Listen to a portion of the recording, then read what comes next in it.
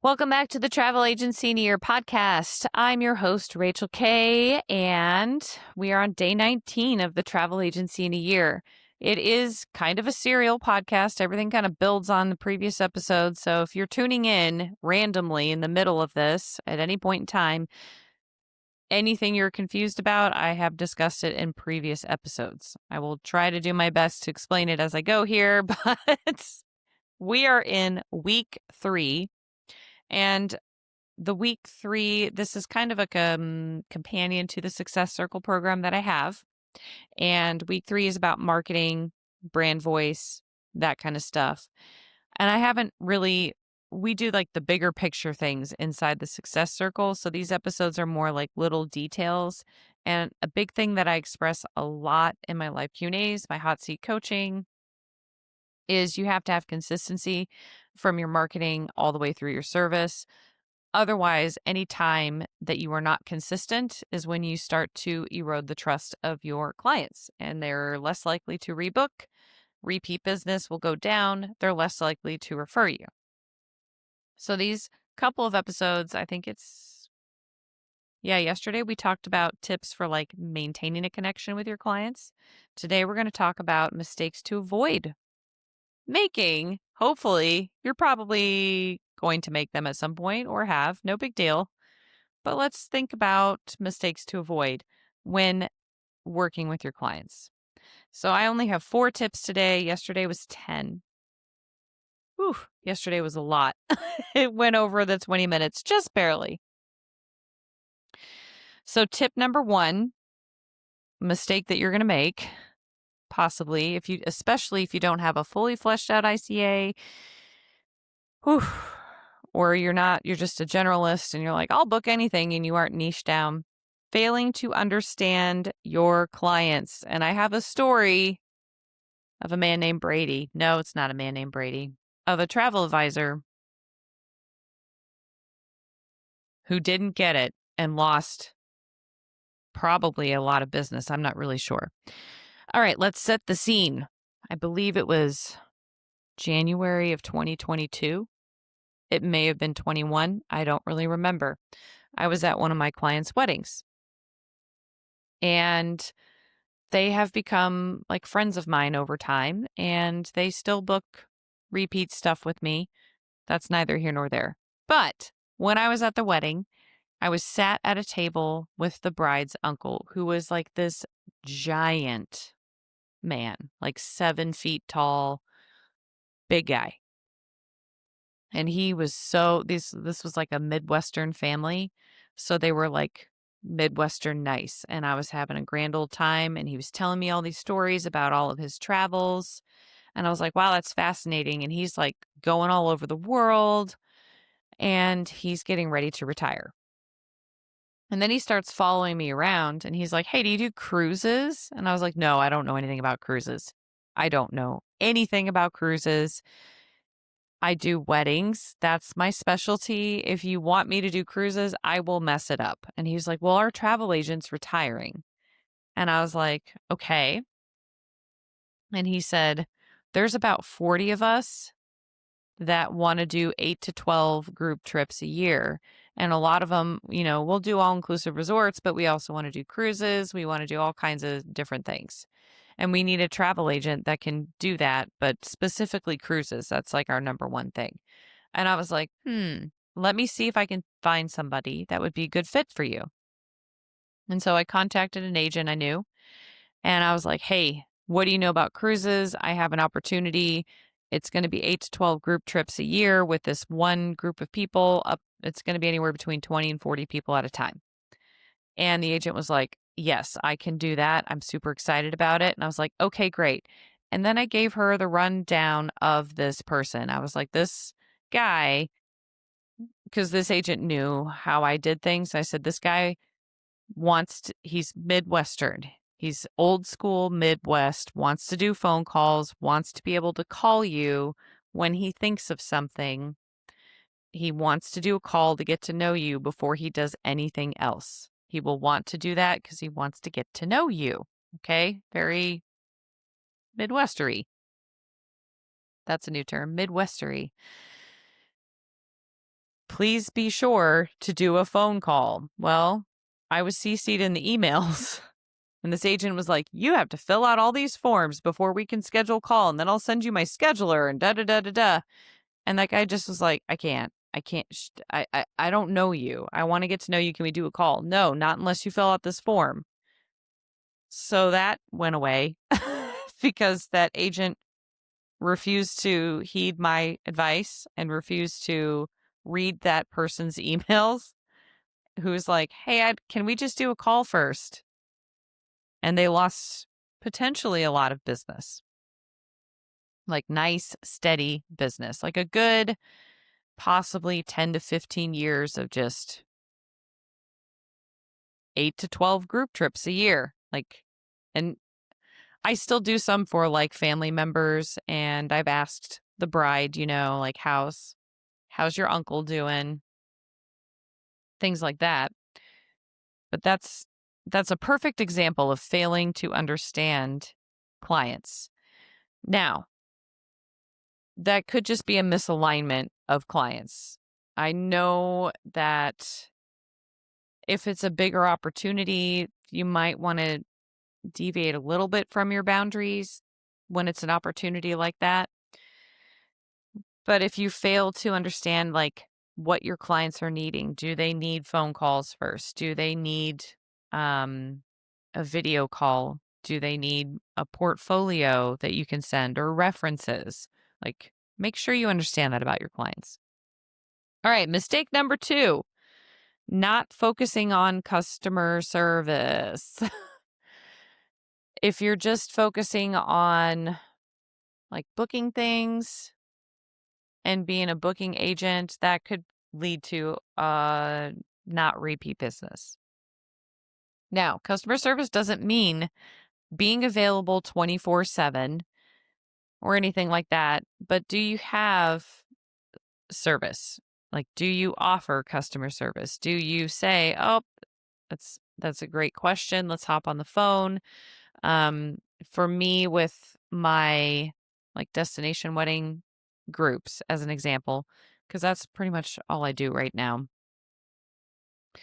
But with my destination wedding groups, I save the bride and the groom's phone numbers in my phone as contacts with their full name, so I don't get them confused with some of my friends because sometimes they have the same first name. I don't want to make that mistake. Okay. But I do that. And also, if anyone reaches out to me and schedules a call and I find out they're like maid of honor, best man, parents of the bride, parents of the groom, or like a VIP guest like that, I will be more inclined to help them and I will disclose to them, like, normally I've got 100 people to manage with just this one wedding, right?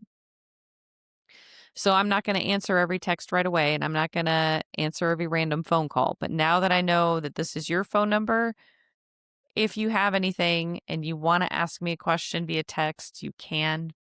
I will be more inclined to answer your phone calls during normal business hours. But anyone else, like, I don't know where these people all got their cell phone numbers in the first place. Just because they have like a Kansas City address doesn't mean they got their cell phone in Kansas City. And it could be like a random Boston area code. And I'm like, I don't know who this is. Okay. Tip number 3. Sorry, I kind of went on a tangent over there. But what is your customer service before I get into tip number 3? Because I just digressed big time. Do you focus on customer service on top of booking them? I have seen advisors book them and not realize that there needs to be anything else other than sending them final travel documents. And these are some that I've like mentored on my own team, mentored outside of my own team. It's not uncommon, but it's like, can you do anything else for these people? Because otherwise, if you go like on Reddit, you'll see, should I hire a travel agent? And so many people are like, they literally did nothing for me. I could have done it myself. So that's a mistake apparently a lot of travel advisors are still doing. Tip number 3, not practicing active listening. Let's say you have a couple hiccups on a trip and you do the follow-up phone call, or maybe it's an in-person meeting, and you're like, "So did you like your trip?" And their response is, "Yeah, I was happy with it." Does that sound like they were happy with it? Does that tone sound like they were really happy? Like, "Yeah, I was happy. It was all right. It was okay."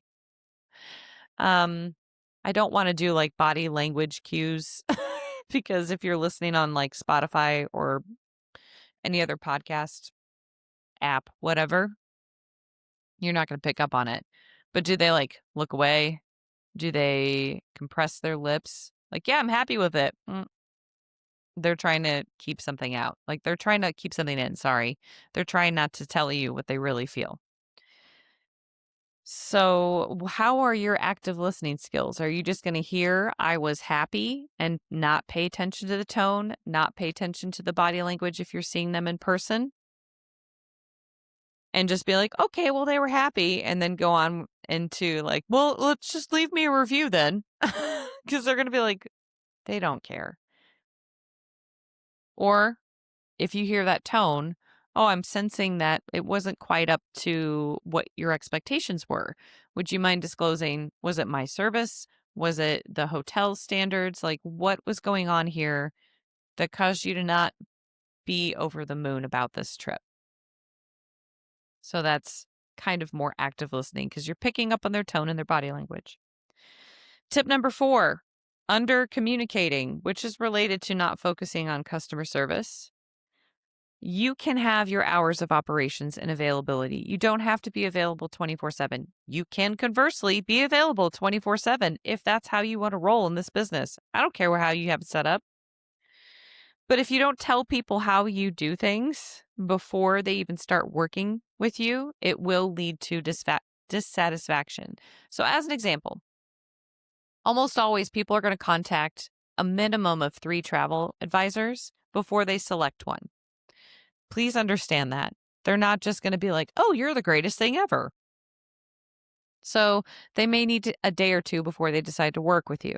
Let's say you are the third travel advisor that they've contacted and you had a great phone call and they contacted someone else that's like, "I never charge a fee and I'm available 24/7 to you and I'll send you 15 quotes and I'll just you tell me to jump and I ask how high" kind of thing, which is that's your model, that's fine. But let's say that was agent number 2 and they were like, "Okay." And agent number 1 was just like, "I don't even want to work with you." Agent number 2 is like, "I'll do anything for you and I'll just do everything and I have no boundaries." Then they talk to you, you have a great call, you talk about your expertise and how you can help them, but you don't disclose your hours of availability. You don't disclose maybe that you have a fee or something to that effect. I think you should disclose the fee, but maybe you don't disclose that you are not available 24/7. They sign the service agreement. We all know people don't read what they sign half the time. Like they just kind of like, "Yeah, I agree to that. No big deal." And then you get into the process with this person and they're calling you at 10:30 p.m. on a Sunday night and you're asleep. And then they email you angrily at 10:32 p.m. and Monday morning you see this email and you see the missed call and you're just like, "Oh, I'm sorry. These are not my normal business hours." Well, they don't know that because you don't have it in your signature. You don't have it. You didn't disclose that with them on the phone call. So now you have someone who's dissatisfied because you were under communicating part of your process and how you run your business. And sometimes advisors will have issues like this and they'll be like, they should just know this. So, my biggest tip is communicate with your clients and your leads as though they have never, ever, ever traveled internationally and they're 8 years old. Like an 8-year old who's never left the country. That is how you need to understand how to communicate properly with your clients. Now, there are people who will be like, "Well, you give me so much information." That's a good thing to note. The next time you book with me, I know that you're more well traveled than this. But for our first time, you just get my standard procedure. So that way, if you do refer me to someone who's inexperienced, you understand how much help I offer and how much service I provide. But if you are under communicating, that is where people will get confused. That is where people will get dissatisfied. So again, 8 years old, never left the country. Think about that in terms of the language you're using in any email automations and any additional service emails that you want to set up. If you do like screen records, make sure you're speaking on a level that an 8-year-old could understand. Don't use industry jargon. Don't try to act like you know better by throwing in those weird terms. Like, just keep it simple and be very, very clear. Okay, so those are 4 stakes. 4 stakes. I'm hungry. 4 mistakes that you should consider avoiding with leads and clients in your travel business. Thank you for coming today and listening, and you have a great day.